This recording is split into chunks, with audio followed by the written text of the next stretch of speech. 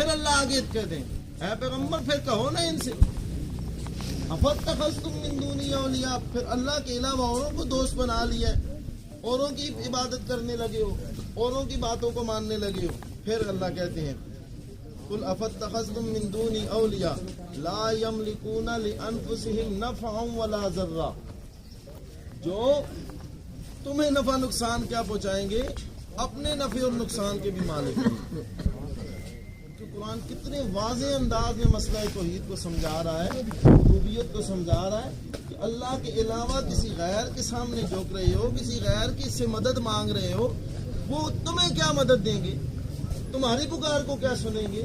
کل قیامت کے دن تو یہ قبروں سے اٹھ کر کہیں گے کہ ہمیں تو پتہ ہی نہیں ہے، ہم تو ان کی وَهُمْ عَنْ دُعَائِهِمْ غَافِلُونَ، ہم تو ان کی دعاؤں سے ہی غافل ہیں، ان کی پکاروں سے ہی غافل ہیں.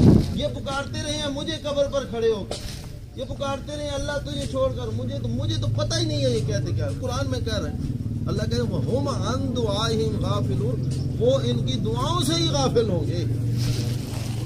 پھر اللہ کہتے ہیں لا یملکون لانفسهم نفعا ولا ضرا، ایسوں کو رب مانتے ہو جو اپنی ذات کے بھی نفع اور نقصان کے مالک نہیں، تمہیں نفع اور نقصان کیا دیں گے. اور قرآن دوسرے مقام پر کیا کہتا ہے، اے میرے پیغمبر انہیں کہہ دیجئے جو اللہ کے علاوہ کسی غیر کی پکار کرتے ہیں نا، کسی غیر سے مانگتے ہیں، مشکل آ گئی، حاجت آ گئی، کوئی پریشانی آ گئی، بیماری آ گئی، اللہ کے علاوہ غیر سے مانگتے ہیں.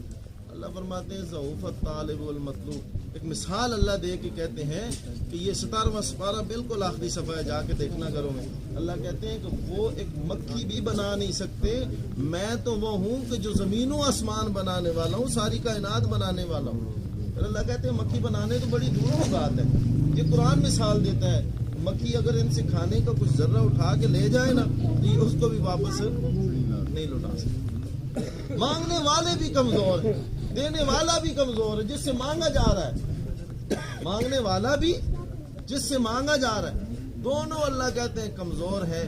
طاقتیں ساری کی ساری ہیں تو صرف میرے پاس. پھر اللہ کہتے ہیں قل هل يستوي الاعمى والبصير ام هل تستوي الظلمات والنور. تو دنیا والوں یہاں بھی کل ہے،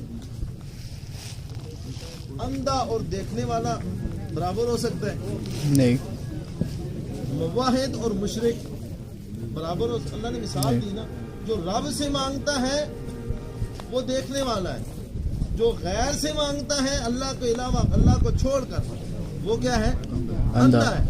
اللہ کہتے ہیں دونوں برابر نہیں ہے. نہیں ہو سکتے.